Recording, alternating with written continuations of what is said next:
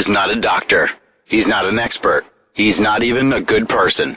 The views, opinions, advice, and humor of Jim Norton does not reflect those of any doctor, of SiriusXM, of Opie Radio, or anyone else. They are solely those of Jim Norton, Lyle Chipperson, Edgar Mellencamp, Paul Hargis, and whoever else lives in that chinless head of his. If any of this advice goes wrong, you are the asshole who called a comedian instead of a doctor. An icon in comedy, a fighter for freedoms, an accomplished entertainer, and a pervert. You've got problems, he's got problems. You've got questions, he's got answers, some of which are good.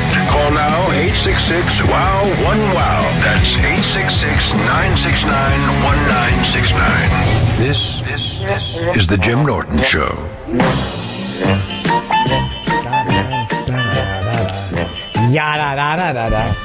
Hello. Hi. I have to do something here. I can hear an echo that's really distracting. So that's better. So I hope you guys can hear me. Sort of technical glitch. I guess to start, I was talking on the morning show this week about having an urge to eat like a pot brownie that I have never had a pot brownie in my life. I quit doing all that shit young. And the urge hit me really suddenly. And it was an overwhelming urge while I was doing Race Wars. I very rarely get them that strong. And I forgot to mention, I think I know what triggered it. And I forgot to mention this when I was describing the urge I had. I was I had to go for a colonoscopy. Sorry, I got distracted. I just looked out the window and saw a man looking out his window. I went for a colonoscopy. Because again, I lost a lot of weight recently, and everybody thinks I'm dying of fucking cancer. So I went for this colonoscopy, and they said I was fine. Asshole got the thumbs up. They gave me propofol, which again, you got to be knocked out for it. So when I woke up, that was when I wanted to go in and finish the Randy Blythe interview. I was a little loopy from the propofol, but I left, and I liked feeling a little loopy. And I didn't even catch myself doing this. But when I had to go back in for the endoscopy, which I certainly didn't ask for, they wanted me to do it just to see, well, maybe we could see some internal bleeding here or something. I knew they were going to give me propofol again. And I was looking forward to that feeling after it was over. I was looking forward to waking up from the propofol and walking down the street feeling like not quite myself. And it didn't even strike me as to how dangerous that was. So I did it, and I had fun with it again. It was totally legit. There was nothing I could have done differently. Maybe I could have sat in the bed and not gotten up as fast and went into the radio show, but legitimately I did have to be on the air. But it was looking forward to it. And I think that started that process. And then when I saw those pop brownies, it just fucking hit me like a sledgehammer. But now they want me to go back for another endoscopy in 8 weeks, which is because I have a reflux. They said they saw some redness in my esophagus. And of course, doctors use scary language. He's like, well, that's where esophageal cancer comes from. So I'm debating going back in 8 weeks, but now I'm a little freaked out by this. So anyway, I make no claims to perfection. It snuck up on me. And, I talk about this shit all the time. So you never say, wow, it's so funny. As I'm talking about this, I'm gazing out the window like a douche. I did not even see Renee from New Mexico. Hello, Renee. I did not see you're on the board here. You have a colonoscopy question. Hey, Jim, how's it going? Hey, buddy. Next Thursday, I have one. And did they put you to completely asleep? And then after you answer this, I have a Black Sabbath question for you. Yes, they do. I was just talking about that. With the propofol knocks you totally out. You lay on your side. You open your robe, and your little pink tender hiney is exposed. You feel the medicine entering you, and then you wake up in the recovery room. What is your Sabbath question? Okay, I got my Sabbath tickets for Vegas, and I got the VIP sound check package. It's kind of expensive for 2 tickets with $900, but I get to go to the sound check and to the reception. Have you ever done anything like that? You think that's a good deal, or? I don't know anything about that, to be honest with you. I know that when I've been, I've gone backstage a number of times, and I've seen Ozzy doing meet and greets. And for the meet and greet, he'll come out and take pictures with everybody. I don't know if you have a meet and greet or not, but yeah, I mean, look, it's Sabbath's last tour, if you want to go backstage. It gets you to the sound check, which is kind of cool. And is there a meet and greet with it? No, that was $2,500. So, and then for a picture with the whole band was $1,500. To meet Ozzy and meet and greet, that was $25. So I just thought the one for $450 with the VIP package, sound check package, and you get a reception, you get some ticket or something. But you get a picture with the whole band if you if you buy the full package. Hey Jim, you're sounding bad. What, buddy? I can't. Sorry, bro. All right, take care. I lost you in the last part, but I think we had a little bit of a connectivity issue. Hi, Kevin in Houston. What's up? Houston. Hey, buddy. Hey, man. Hey, Jimmy. I just signed back up for XM after a 1.5-year hiatus, and I feel like a complete asshole today. Why? I don't know why. I don't know. I felt like I'm was mean to Opie and you now. You really felt weird. Wait, you felt like you were mean to us by signing up or by leaving?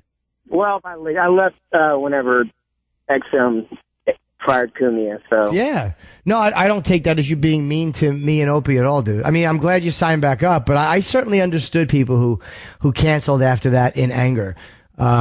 So yeah, no, please don't feel mean. I mean, I'm happy you're listening, but, listen to Anthony too. He's on anthonycumia.com, and you can also, be a supporter, get a subscription. Oh, I am. I've been a subscriber from day one. I'm just glad to be back on XM as well. But I wanted to tell you had a hell of a show in Houston. I saw you at the House of Blues. So. Well, thanks for coming, man. I appreciate it. And thanks for supporting our show, and thanks for supporting Anthony's show.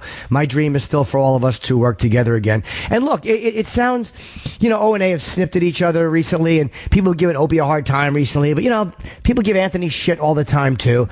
And weirder things have happened. Like, bands have gone through fucking breakups that were a lot fucking messier than Opie and Anthony. Opie and Anthony just had fucking, after a while you grate on each other. It's a part of life. But neither one of them was fucking the other one's girlfriend. It wasn't like there was, one of them stole from the other one, or, there's so many things that bands have gone through that these guys did not. This guys just got on each other's nerves after a while. So look, I think that things are certainly, in time salvageable, and that's what I always hope for. So in the meantime, I ask you to support us, of course, but I want you to support it too. Oh, I am. I'm glad to hear you back, man. Glad to hear you up today. All right, pal. Take care. All right. All right. John in Toronto, trouble sleeping. Hello, fella. Hi, Jim. How are you? Oh, good. How are you? Excellent. Pleasure to talk to you. Of course it is. I'm a pleasurable man. Thank you. That's for sure. So for the last couple of years or so, I've had trouble sleeping for no apparent reason. I go to bed, I wake up a few times in the middle of the night, and I don't know what to do. You have anything I should try? Have you put weight on recently?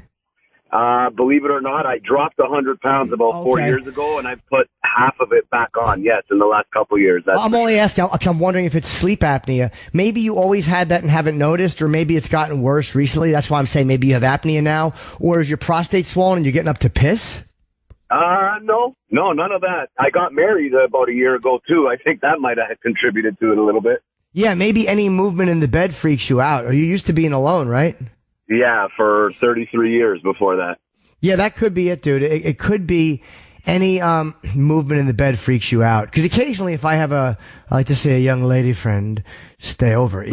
I'm used to being alone. Old habits die really hard. For me, it's very difficult, and I'm older than you, but I can certainly imagine how hard it is to get married and have that person fucking breathing next to you. That must be so awful. You want to wake up and just crank one out, but you have her fucking snoring with love on her face, and you're like, yuck. It's like you're in my mind. Yeah, maybe it's that, dude. But get tested for apnea. If you're waking up, if you're feeling exhausted the next day, it may be sleep apnea, but maybe it's just getting used to someone being there. For sure. Thanks, Jim. By the way, I saw you in Toronto at Oddball. Your set killed. I was pretty close, but it was awesome. I was there just for you.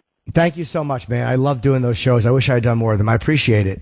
Hope you come back soon. I will, buddy. Be good. Take care. Jeff in Massachusetts. What's up, sock cucka? Yeah, exactly. You know my issue in life. I got to tell you my real name. No, it's actually Emil. Hi. And when my brother and I talk, every time he says email, he always says email. What? What's that? What's that? What's that? Yeah, fair enough. It's horrible. But I was just you have an addiction to Chippa. I was just listening to Anthony's show from yesterday, and they were talking about bullying. And I'm here in my shop by myself, and I said, "Fucking bullying cubes are awesome."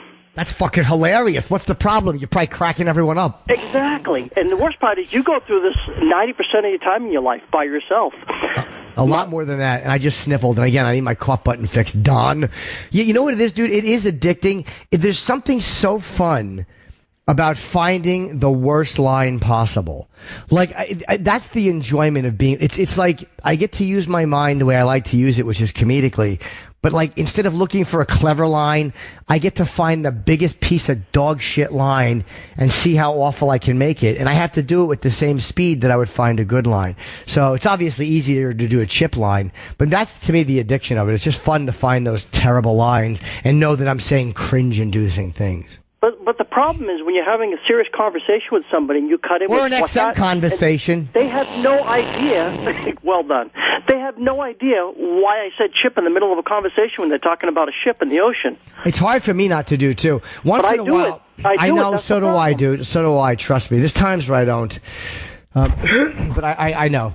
All I can tell you, dude, is just keep chipping away and make sure you throw in a little Edgar and Uncle Paul, too. That really balances the whole package out nicely, all right? Oh, yeah, that Uncle Paul goes over real well in good company. Shut up. I'll see you later, buddy. Okay, take care. Thank you.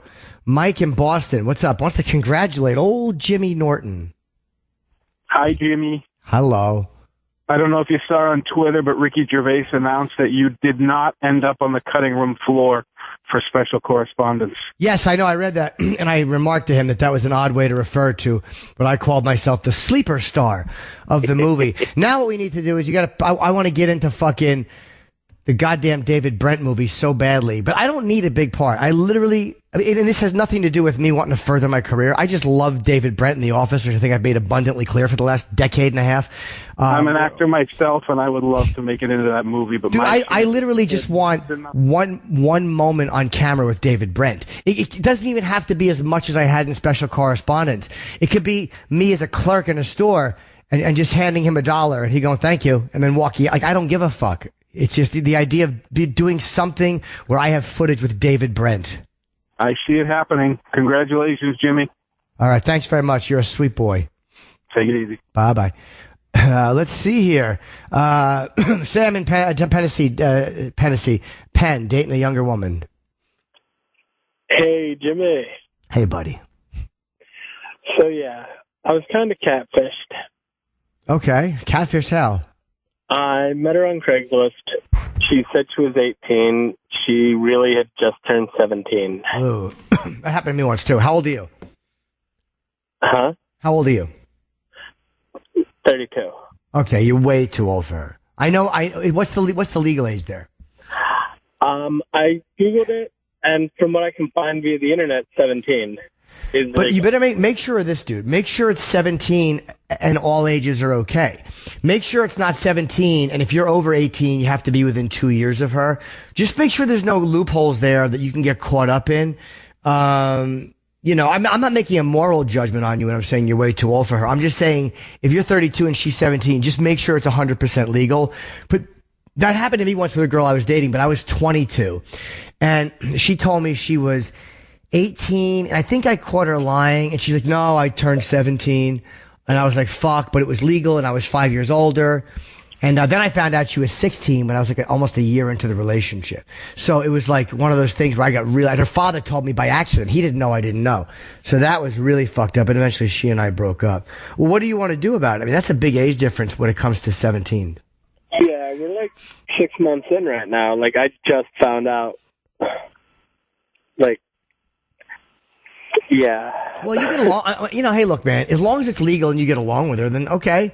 I mean, it's not like you just met her and you don't know. If you find 6 months and you guys are getting along well, again, as long as it's fucking legal, what's the problem? Well, I'm worried that, you know, it might not be legal, how her Well, you should make 100% sure. Call a lawyer, dude. Like, for real. You don't want to wind up in jail for fucking statutory rape. They're not going to want to hear it. You got catfished, okay, that happens, and I guess that maybe there's some reasonable excuse there, but once you know, and don't fuck around with that. That's not worth it. It's not worth going to jail for. Mm-hmm. So I would just suggest finding out a lawyer. I don't know what the law is there. Okay, thanks. Be good, you silly goose. Josh and KY. What's up, Josh? Kentucky. Big boy, bro. Hey, man. Jimmy, I called back in August. I was telling him I was having an extramarital affair with a woman, and she just stopped ignoring. She just started ignoring me out of nowhere. Okay, right? yes. And so, at about 4 weeks after she stopped ignoring me and didn't answer any kind of emails, and kept blocking me on all kinds of Facebooks, I get a text from her that just says, "I'm currently in marital. I'm going under marital counseling. Sorry for any misunderstanding. Please do not contact me." Okay. Like, what's your take on that? It really bugs me because it was almost like you're sending me a memo besides just like a letter or trying to call me. And always just constantly ignoring me when I would Facebook her. Yeah, but let me ask you a question. Josh, hold on. Josh, hold on. She has abundantly made clear that she does not want to continue this. Now, I understand how hard it is from your point of view, because I've been on both sides of this. She probably got caught. Does she have kids? So. Okay. So maybe she just had a moment of clarity. She wants to save the marriage. Whatever the reason, excuse me. Jesus Christ, I'm not made for radio. Coughing idiot I am. Maybe she wants to save her marriage for the children. Maybe her husband caught her. Whatever the reason, she told you she wanted out. And you kind of kept pestering her a little bit. And then maybe she sent you that because her therapist told you to. Maybe her therapist said, is he still contacting you? And she went, yes, and he won't leave me alone. And maybe the therapist said, you have to definitively say, I don't want you to contact. Hold on. Maybe her husband said, fucking send that. Whatever the reason, you don't need any more clarity than that. You have your answer. You don't have to like it. All right. But just one point I left out in the text. She said it's strongly advisable that I do not contact you anymore. Okay. Just all right. All you need to, dude. All you need to know is you don't know if she worded that or if she's trying to send you a warning that. Are you married too? Yeah. And then maybe she wants to send you a warning that her husband did some research and knows your name and is going to tell your wife if you contact her again. Maybe she's trying to say that in the strongest words possible, like for both our sakes, just walk away from this one. The bottom line is something blew up that you are not aware of, so walk away. Yeah, all right, I understand that. Thank you. But what just gets me is why should we wait 3 or 4 weeks? Who knows? I don't know. But why does it... Not send me an email and say, hey, here's what's going on, or call me really quick. But and then her argument might be, when I didn't call this guy back, why didn't he read the signals and understand that I got caught? When I didn't call this guy back, or because I wanted to save my marriage all of a sudden, why didn't he stop texting? Or her husband may have been seeing your fucking texts coming in and saying, why isn't this guy stopping texting you? Like, we weren't texting through the phone. We were doing texting through Facebook. Okay, but you don't think her husband could see her Facebook account? I guess. I don't know. I couldn't answer that because she had secret accounts, by the way. Yeah, it doesn't matter. They can find out. I almost got... Here's an example. I was in a relationship years ago, and I was talking dirty to this girl through text message, and I've told this story on the radio. And I had a secret email with some dirty stuff in it. Nothing crazy, but just some, inappropriate photos and emails. So my girlfriend, I went to save the text message so I could jerk off to, but I printed it out by mistake. My fucking girlfriend finds it the next day. She wakes me up. She's like, get up, Jim. She caught me. I was busted. In that text message that she had hours to read before she woke me up, like that series of text messages, she saw my secret email account name. Now, thank fucking God I had a different password, or she would have woke me up with a knife in my chest. But if I had used the same password for that secret email because I thought she'd never find it, she would have stabbed me to death. So the bottom line is, maybe this girl you had the affair with in her secret one somehow left her Facebook open, or she's dumb and uses the same fucking password. So you don't know what went on, and all you're doing is trying to find a reason where this is easier for you to walk away from. You don't need the explanation, because the bottom line is, it's like seeing a car accident and the big question is, did it swerve left or did it swerve right? Okay, that's interesting to know. But what you first have to do is realize there's a car accident. Let me get out of here before the fucking car blows up, instead of standing there in the middle of the wreckage wondering which way the fucking car swerved. You understand what I'm saying? You got the message you needed. And I'm not being a dick to you. I'm saying that I know the fucking how hard it is, but you gotta walk away. And I know you know that, but this way you're gonna save yourself and her a fucking whole lot of problems. All right, cool. Thank you. Can I just say one other quick thing? Yeah, sure, buddy. A couple of years ago, I had an operation. I was under heavy anesthesia. When I came out of the anesthesia, every time they said, hey, if you want an ice chip, I kept going, what's that?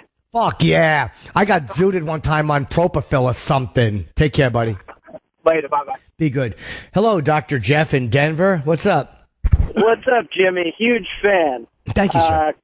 So, question for you. I'm a psychologist in Denver. I obviously have my own ideas on this, but why do you think it's easier for people to call your show and talk about the crazy shit that's going on in their lives and get help from you and feel more comfortable doing that than contacting a mental health provider to help in some times of need?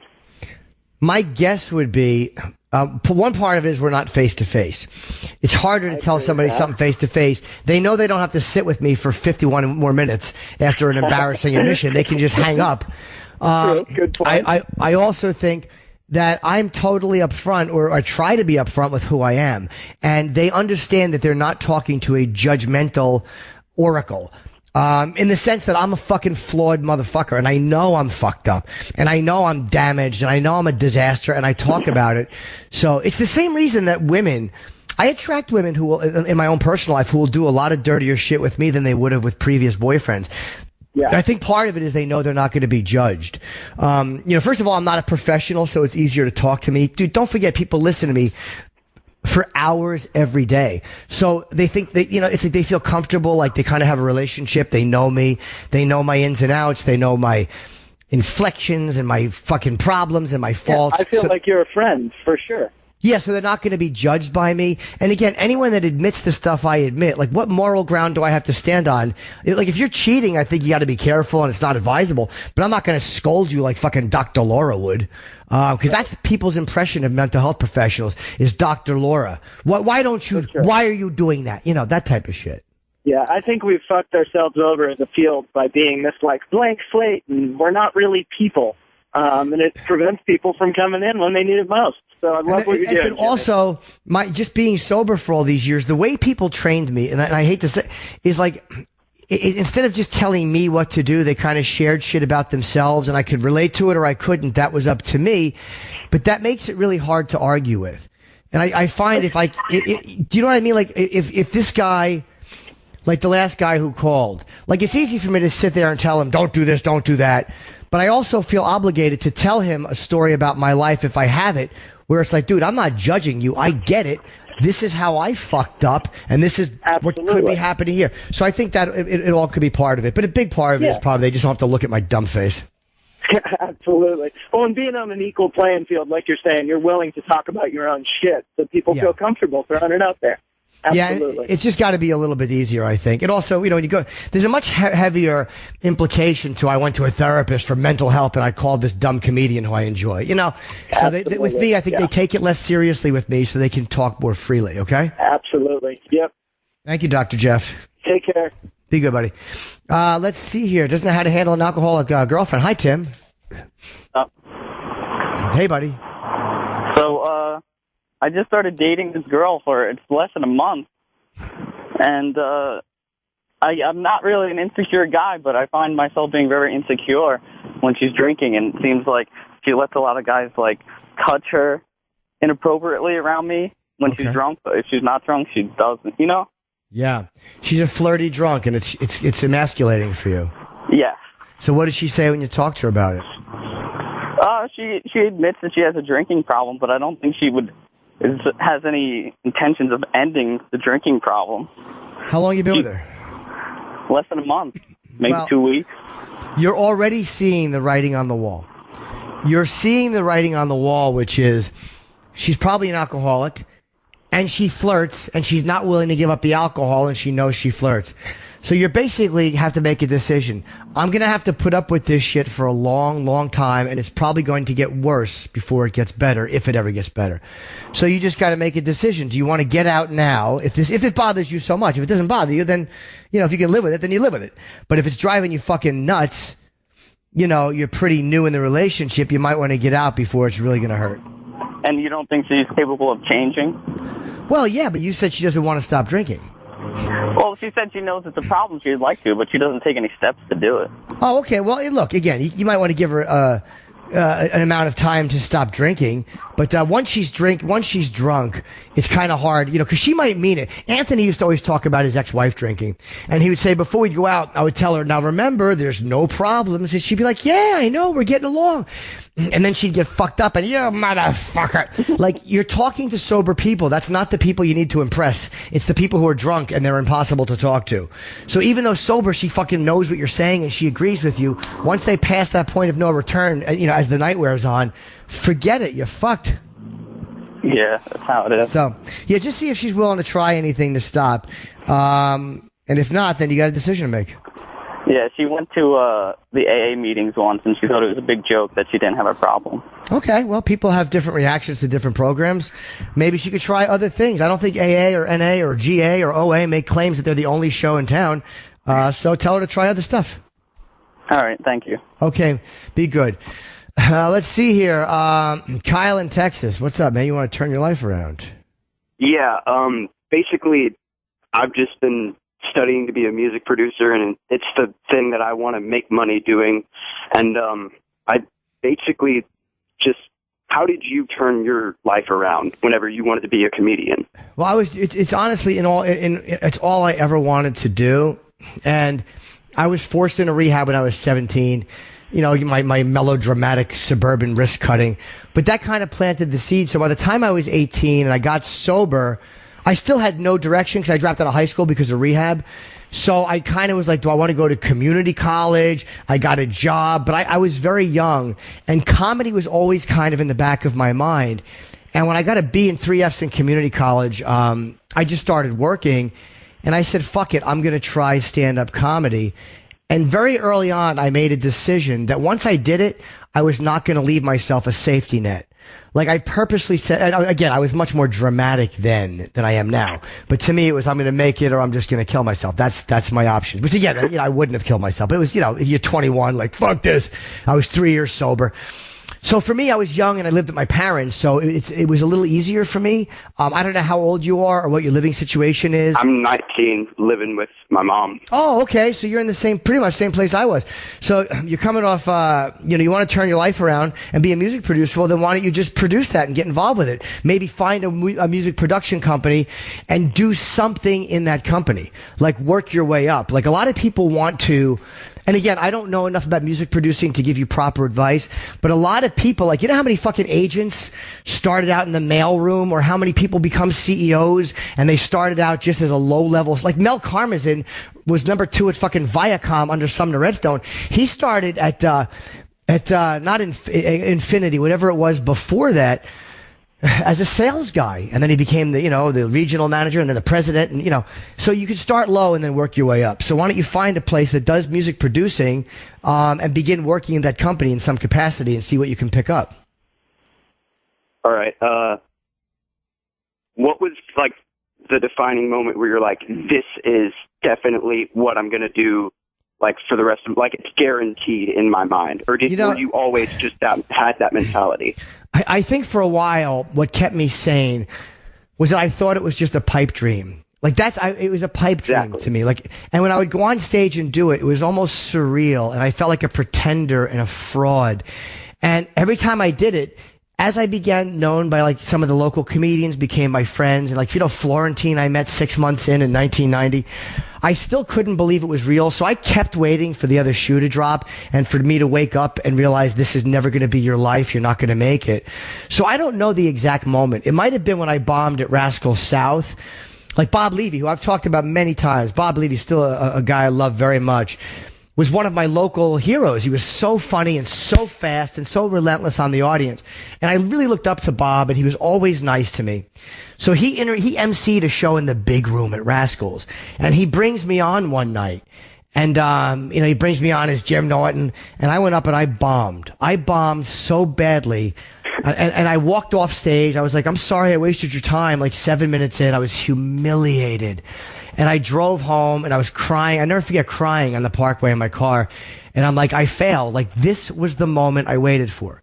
This was the moment of my failure that I knew was coming. And I called a guy named Ward Magnuson. Mark Magnuson ran Rascals West Orange. Ward Magnuson and John Magnuson ran Rascals South. And I never forget, I said to him, like, I got to quit. I can't do it. And he goes, well, I think you're funny and you don't need to think that dramatically. He goes, but I guess you got to do a little soul searching and see what you want to do. And for some reason, that little stupid term resonated with me. And I said to myself, I'm going back on stage tomorrow night because it's never going to fucking hurt this bad again.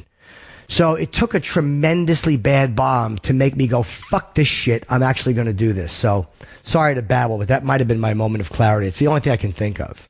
So basically a huge failure was that huge wake-up call for you. Yeah. I mean, or realizing that I couldn't fail any harder than that, or it wouldn't hurt any more than that. So, yeah, that might have been my wake-up call.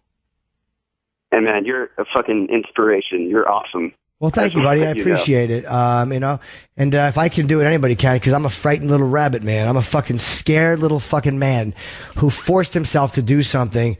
And if I can make myself do it, anybody can, Exactly.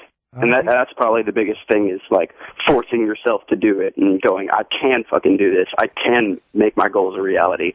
Thank you very much, buddy. Take care. And good luck. Thanks. Be good. Jay in New Jersey. What's up, Jay? Another chip call, which is a miracle. Hey, what's up, Jimmy? Hey, buddy. I was just curious. I feel like, I'm not calling like bash or anything. I feel like as Sam's not on the show anymore, I feel like you don't do Chip and Uncle Paul as much. I don't know if I'm just thinking that or I don't know. It's funny. Like with the characters, I kind of go through phases. It's funny.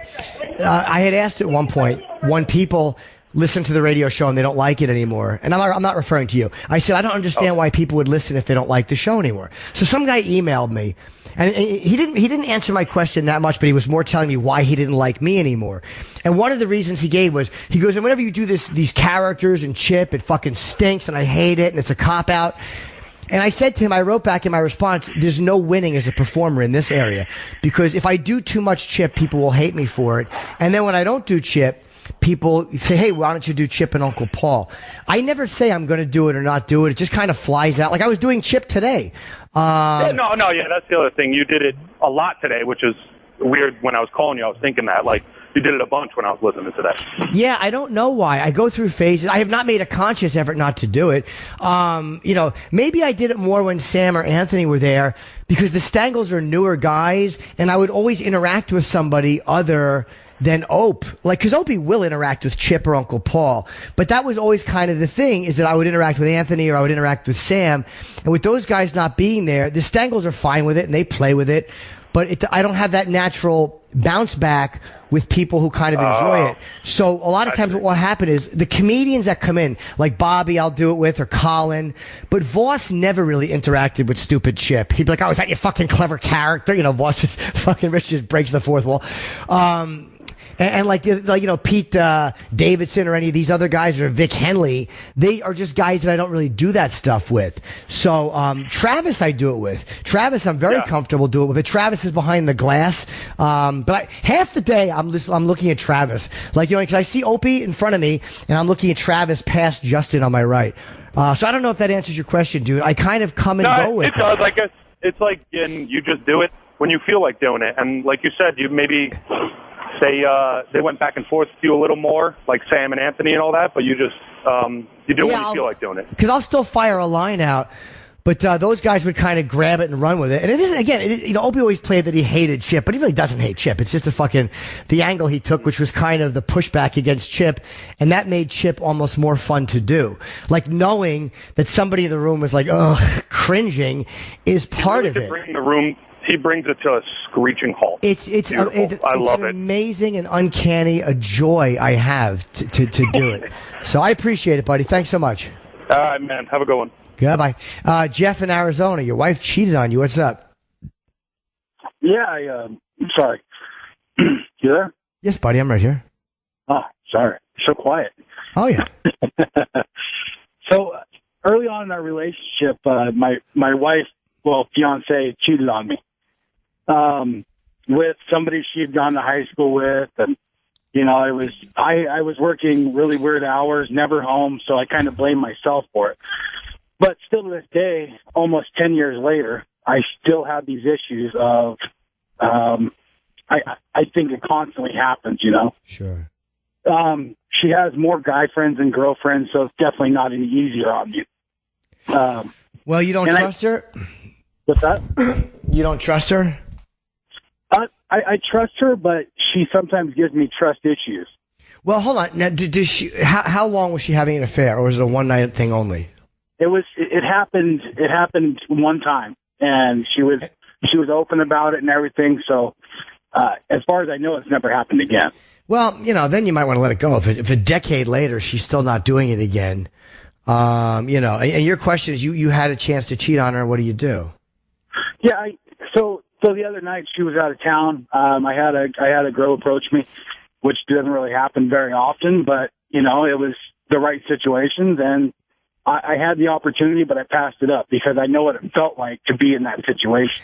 Yeah, and it's not going to help you. Like, again, it's not going to do anything. If a decade ago she cheated, and then you wait 10 years because you're still mad about it, maybe you need to wonder why you're still mad about it. I'm not saying I wouldn't be, but, Yeah,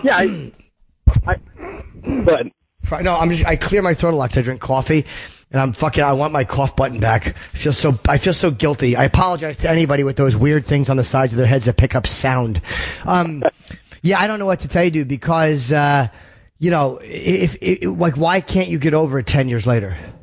And that's my thing. I don't know if I need to seek professional help, or I've tried talking to her till I was blue in the face, and it's always the same thing of it was an accident, it never happened again, and all this. Yeah, but she might be sick of you mentioning it.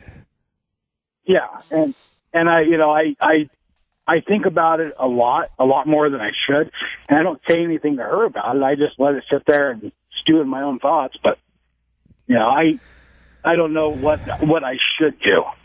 Well, did you ever just think to yourself to wonder why you're harping on it in your own mind? Do you like feeling bad? Is that what it is? Or do you still feel like you should have gotten revenge? I think it might be the revenge side of it, honestly, because it's almost like, hey, you went out and did this, and we didn't have any kids at the time, and we have 2 kids now, and that was another issue I had. But it was almost kind of like, hey, you got to go out and have fun, now it's my turn. But I decided to be the bigger person. Yeah, you might want to. You should be the bigger person.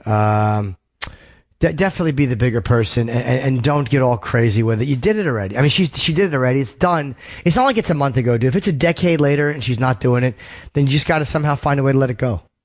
Yeah. Awesome. Hey, I loved you when you came down to Tempe, man, and I can't wait till you come to the Talking Stick. I enjoyed it very much. Oh, good, you're coming. Thank you, man. I appreciate it. And where's the Talking Stick? That's a casino in Scottsdale. Right, Scottsdale. My first time there. Arizona. January 23rd. Yes, sir. Thank you, man. There you go, buddy. Be good. Let's see here. Brian in Alabama. Kid got a concussion. What's up? Hey, what's going on, man? How you doing? Good. How are you? I'm all right. All right. I just got a quick question on. Let me get your advice on something. I played college football here in Alabama, and that's a big thing. I got a girl when I was in college. We had a kid together, things like that. But now we're no longer together, but we still communicate for the kid. Okay. But now the kid is 15, and he just got his first concussion playing high school football. Right. He still wants to play, and my, I guess, ex-wife, she loves athletes, and she wants them to play. But I've had many concussions, and that's one of the reasons why I couldn't go pro, because I had so many concussions. I had to stop playing in my senior year, and ever since my concussions, I've grown a stutter. I have the shakes. My memory is going bad, and I'm afraid that's going to happen to my kid, but I don't know how to sit down and voice my concerns. Yeah, I mean, it seems like your wife is should probably be thinking more about his health than her love, or your ex-wife, more about his health than her love of athletes, especially if he's got a concussion already. I'm not from the school that no one should play football because you can get hurt, but the concussions are such a serious issue. And you look at guys like Tony Dorsett and all these other players and what it does to them, or the arthritis they have. And, you should sit down and really talk to your kid. I mean, you can't make him do what you want him to do, but maybe show him some stuff online of people talking about the concussions they have. NFL players should do that. Ex-NFL players who have serious health problems should go around, and not that any school would let them in to talk to their players, but they should somehow make themselves available at these seminars or whatever to talk about maybe they already do it, but to talk about the fucking health risks. Because again, in football, it's such a tempting thing because there's so much money involved if you're good. So I get why you'd want to play, and it's probably really fun to play and to have that fucking camaraderie with your team and you get all your frustrations out. You know, it's kind of hard to see something intangible like, when I'm 50, I'll deal with it. But then when you're 50, it's a motherfucker. So, you know, maybe just sit down and have a heart to heart with them. All right, and it's more about her than him because, like I said, she loves athletes. Not trying to be mean to her, but before me, she was with an athlete. After me, she was with an athlete. She loves being an athlete's mom, sitting in the sidelines with all the other moms wearing Leatherman jackets in their 40s and 50s, which is a shame. And I feel like I have to break through her to get to him, and that's going to be my hardest part. Well, all you can do is have a heart-to-heart with her and tell her the problems that people are having because of concussions. And she might go, the helmets are safer, you know, whatever. But, then talk to her. That's all you can do. I mean, he's an adult, right? So he can do what he wants. Yeah, you're right. I appreciate that, my friend. Is he in high school or college? He's high school. He's a freshman in high school. Oh, I'm sorry, man. I'm thinking you played in college, so he's not an adult. Yeah, I played in college. Do you have to co-sign him playing or no? She can. One parent has to. Oh, okay. Well, then just talk to them. I mean, that's all I can suggest. If you can't make them, you can only talk to them. Yeah, you got a point. All right, thanks. Good luck, buddy. Now, is this the snowy in Michigan that we know? You want to know where you get your photo that you took with me? Yeah, Jimmy, I saw you there on Saturday in Warren, man. It kicked ass, man. Oh, thank you, man. Thanks for coming. Very much. Hopefully, you got good enough reaction and maybe come back again sometime. I loved it. I loved the crowd. It was really crowded, and the audience was amazing. And the pictures are on JimNorton.com. Have you checked there yet? No, I was checking like just different areas, and I'm so horrible at freaking. I'm probably worse than Sam was at digging things out of the computer, man. I'm just like, what the? I don't know how soon you posted pictures or whatever. Yeah, they went up today, actually, about 2 hours ago. So, because I had them loaded, I just had to hit the right button, upload them. I forgot. So go to JimNorton.com under photos and scroll through, and you'll see the photo, your show heading. You just look through them. All right, man. Thanks. Like I said, man, you kicked ass, man. It was so cool to finally meet you, man. Everything else, and then Club Soda and everything else was kind of cool. Well, thank you for coming, man. I really appreciate you being there. All right, man. Thanks a lot, man. All right, buddy. Take care. Let's see here. That guy got off. Let's see. JP in Arizona, up and coming comedian. Hello, sir. I mean, I'm 17. I'm in high school. I'm a junior, so I'm really just doing open mics right now, and I'm sort of asking if you have any advice whatsoever. Yeah, you're young, which is awesome, dude. You're getting into it really young. Do you tape yourself? Do I what? Do you tape yourself at all? You tape your sets? Yeah, I usually have my dad there. He brings his camera and he videotapes them. Oh, okay, cool. How often do you get on stage? It's not regular. It's more just when I feel like it. I think I'm going to do one this Friday. Okay, so here's my advice. Get on stage as often as you can. Get on stage constantly. Never give yourself excuses unless it's something that you legitimately have to do. And tape every set and always try some new material. Like, just realize this is AAA ball. So just you can't sit out and then come back in 2 weeks and get up and take a few swings with the bat. You got to get up all the time, man. It's very competitive. There's plenty of work for everyone, but you got to get up on time. You got to get up all the time. There's no reason to be sitting around. You're nice and young, dude. You could be 4 years into it when you hit 21, which is how old I was when I started. So just figure by the time you're 47, you could also achieve mediocrity. Just do it as much as you can. Oh, thanks so much. Can I say one more thing? You sure can.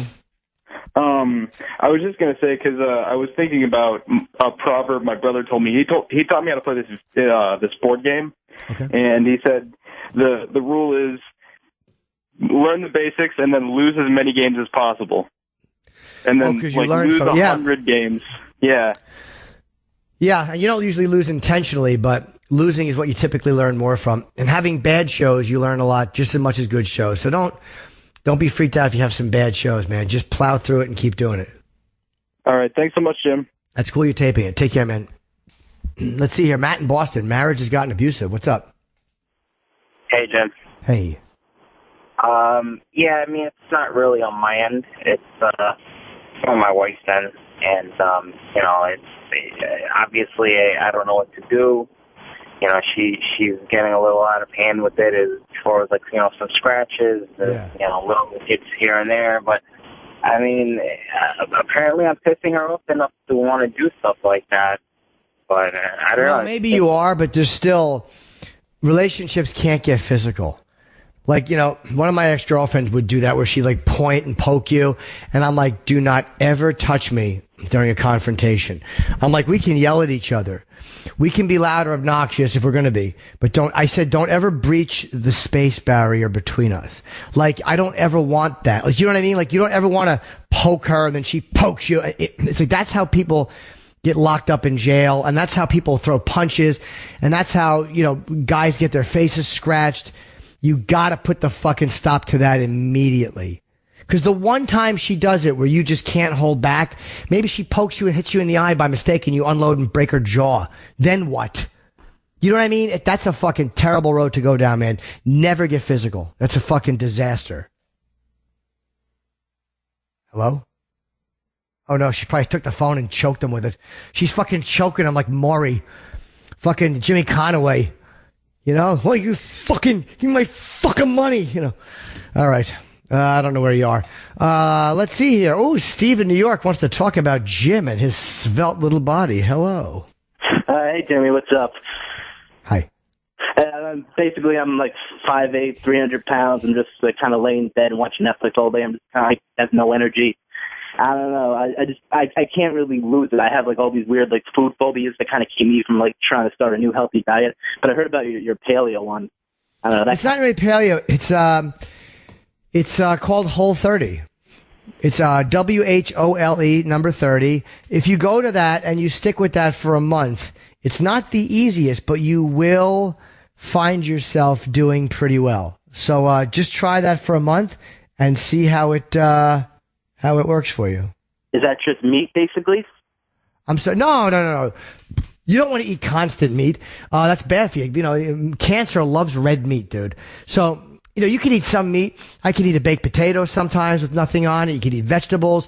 You can eat these little certain snacks that are approved that you have to order, but then you have snacks. So, yeah, man, you can still eat, like, you know, and live a real life. A lot of nuts, you know, and it's not as fun as just eating what you want, but you'll definitely see results. My problem is I kind of have like a Sam diet where I can only eat like 3 or 4 things, like a lot, and then I'm kind of afraid to try and do things. Like, could you do that kind of diet, only eating like 3 or 4 things? No, those are the fucking worst, dude. Those are the worst, because then when you go off the deep end, you're like, oh yeah, I forgot, ice cream cake rules, and you eat 3 of them. So no, you got to be able to eat like a little something.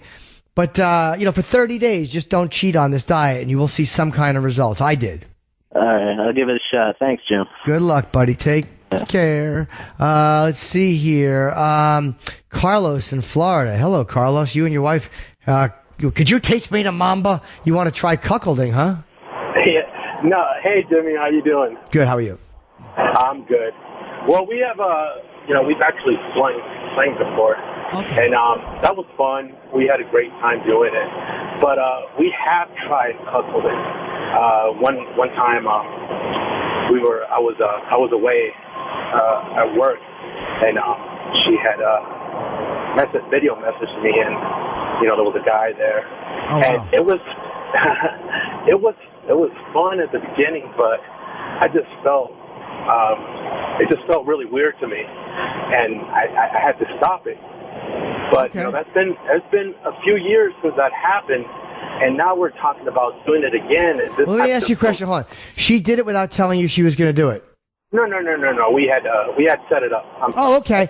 And how long into it did you ask her to stop? And how did you ask her to stop? Okay. They were kissing, and I was okay with it. And then he started going down on her, and it just had messed with me. Yeah, but so did you want to watch her blowing him more than him going down on her? Yeah, I don't know. Okay, maybe it just bothered you, but she stopped and she was cool with it, right? She didn't freak out? Yeah. Yeah, there was no freak out. You know, I just said, you know, I don't feel comfortable doing. I don't feel comfortable you doing this right now. And, you know, we were cool, and we kept, you know, with the lifestyle, doing the swinging, and everything's fine. But now we, you know, we talk about it a lot in bed, about her. Yeah, of course, dude. With of other course. guys, and it's just exciting. But the way I want to try it this time is just her calling me up one day and just a guy just plowing her.